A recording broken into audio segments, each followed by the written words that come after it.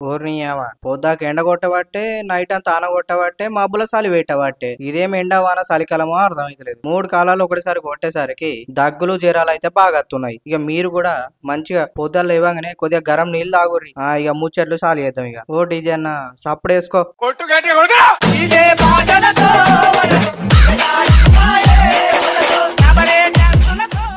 Chandrababu phone తో మాట్లాడినప్పుడు అందరూ ఎడ్డిచ్చిరట. సెల్ ఫోన్ నీకు తిండి పెడుతుందా అయ్యా లేకుంటే నీళ్ళు ఇస్తుందా అని ఎడ్డిచ్చిరట. కానీ ఇప్పుడు భార్య లేకుండా భర్త ఉంటుండు గాని భర్త లేకుండా భార్య ఉంటుంది కానీ అలా సెల్ ఫోన్ లేకుండా ఇద్దరు ఉండలేరు అని అంటుండు. అవు మరి బరాబరేనా. ముచ్చట పెట్టాలన్నా ఫోనేనా, మూతులు ఆపాలన్నా ఫోనేనా, తిండి పెట్టాలన్నా ఫోనేనా, తిరగాలంటే ఫోనేనా, పండుకోవాలన్నా ఫోనేనా, లేవాలన్నా ఫోనేనా, ఇక అన్నిటికీ ఫోనేనా. పోరాలు బువ్వ తినకున్న ఫోనేనా, దొడ్డికి పోకున్న ఫోనేనా. గిట్ల తయారైంది మన ఫోన్ల కథ. మీరేమంటారో కామెంట్ అలా పెట్టుర్రి. Then when I spoke about cell phone, everybody echoed me political opposition. Cell phone can give food or shelter or water, what you are talking, why you are doing all these things, who wants this, like that. Today, after 25 years, wife can live without husband, husband can live without wife, both cannot live without cell phone.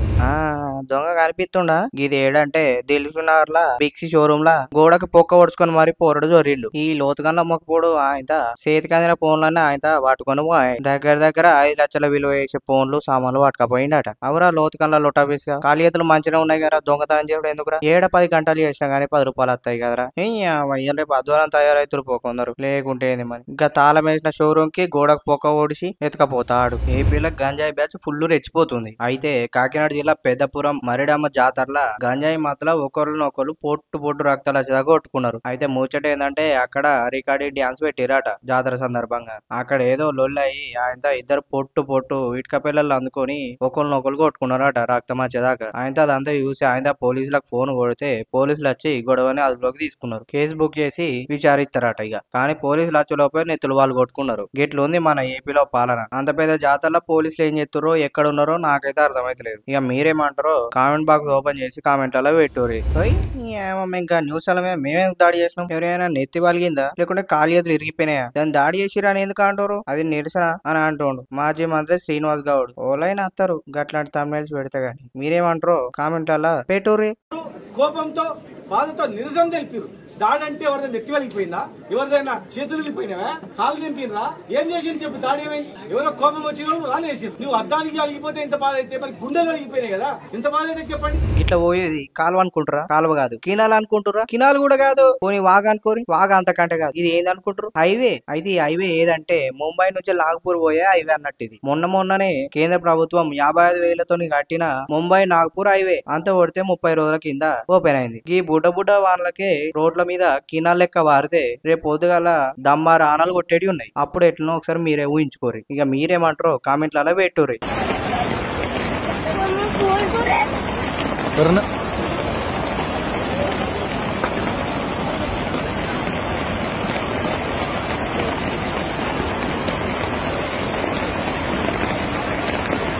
Raja Singh రాజీనామా పెట్టిండు బీజేపీకి. అయితే ముచ్చట ఏందంటే ఆయన మనుషులు రాష్ట్ర అధ్యక్ష పదవి కోసమని నామినేషన్ వేయడానికి పోయినప్పుడు కొంతమంది బెదిరించారట. అట్లనే నామినేషన్ వేయకుండా కూడా అడ్డుకున్నారట. ఆయన అన్ని చూసి ఓపిక బట్టి రాజీనామా లెటర్ పంపిండు. మీ పార్టీకో దండం మీకో దండం అని రాజీనామా పెట్టిండు. ఇంకా హైదరాబాద్ లో బీజేపీ వచ్చుడు అంటే కొంచెం టఫే. ఎందుకంటే హైదరాబాద్ కున్న బిగ్ అసెటే మన రాజాసింగ్.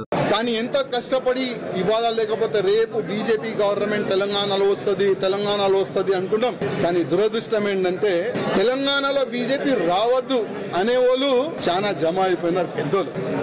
ఇప్పుడు వాళ్ళే అనుకోకపోతే మేము ఇంత కష్టపడి మా ఫ్యామిలీని రిక్స్ చేసిన తర్వాత ఇంత పని చేసిన తర్వాత లాభం మేము ఉండవు కదా. అందుకోసం అయ్యా మీ పార్టీకి దండం మీకు దండం అని ఒక లవ్ లెటర్ ఇచ్చి వెళ్తున్నాం. జై శ్రీరామ్. రాజాసింగ్ చేసింది కరెక్టేనా లేకుంటే తొందరపడ్డా? ఇక మీరేమంటారో కామెంట్లలో పెట్టుర్రి. సంగారెడ్డి డిస్టిక్ లా పాష మైలారంలా భారీ అగ్ని ప్రమాదం జరిగింది. అయితే దాంట్లో ఉన్న రియాక్టర్ పేరడంతో దాదాపు 15 మంది దాకా చనిపోయారంట. ఇంకా 10 మందికి పైగా గాయాలైనాయంట. రియాక్టర్ దగ్గర ఉన్న ఎంప్లాయీస్ రియాక్టర్ పేలుడుతోని దాదాపు 100 మీటర్ల దూరంలో ఎగిరిపడ్డారట. రియాక్టర్ పేలుడుతోని మంటలు బాగా వ్యాపించి 15 మంది దాకా చనిపోయారట. ఇంకా 12 మందికి పైగా కొద్దిగా గాయాలైనాయట. ఇక వెంటనే ఫైర్ ఇంజన్ వాళ్ళు ఘటనా స్థలానికి చేరుకొని మంటల్ని అదుపులోకి తీసుకుంటానికి ట్రై చేసిర్రు అన్నట్టు. ఇంకా కొంతమంది శిథిలాల కింద చిక్కుకొని ఉంటారని అనుమానపడుతుర్రు అన్నట్టు. సంగారెడ్డి పాసమైలారంలో చనిపోయిన కార్మికులకు 2 నిమిషాలు మౌనం పాటిద్దాం. ఇక విమానం మీదకెళ్ళి దిగంగా ఈదుడు గాల్పులు ఇంకా వాన ఎక్కాయి. ఇట్లా విమానం దిగంగా రన్వే మీద ఇంత కొద్దిగా జారినట్టు అయింది పయ్యలు. కొద్దిగా అయితే పెద్ద ప్రమాదం తప్పిపోయింది. జర్రంతలా మిస్ అయింది కానీ పెద్ద ప్రమాదం తప్పిపోయింది. ఇది ఏడంటే సోకర్ణ హట్ట అంతర్జాతీయ విమానాశ్రయం ఇండోనేషియాలో. ఈ బతిక్ ఎయిర్ప్లేన్ అనేది కొద్దిగా జారింది. జర్ర అయితే ఎంతమంది ప్రాణాలు పోవును, ఎంతమందికి దెబ్బలు తాకును. ఇక ఆయన పైలట్లు అరట్టయి మంచిగా దిగేటట్టు చేసిరు. అట్లో ఇట్లో జర్ర అంతలా తప్పింది. చూసిరుగా ఇక ఇయ్యాలటి ముచ్చేట్లు. ఇక గిట్లనే రోజు పట్టుకుని వస్తా. మీరు కూడా ఛానల్ కి సబ్స్క్రైబ్ చేసుకోరి. మొత్తం పక్క లోకల్ తెలంగాణ ఆశ వినవాడదా. ఇక నువ్వు బెల్లు కొడతావో కొట్టవో నీ ఇష్టం గానీ సబ్స్క్రైబ్ అయితే కొట్టి పెట్టుకో. ఎప్పటికైనా వానికి వస్తుంది. ఓ డీజే అన్న సప్పుడు వేసుకో.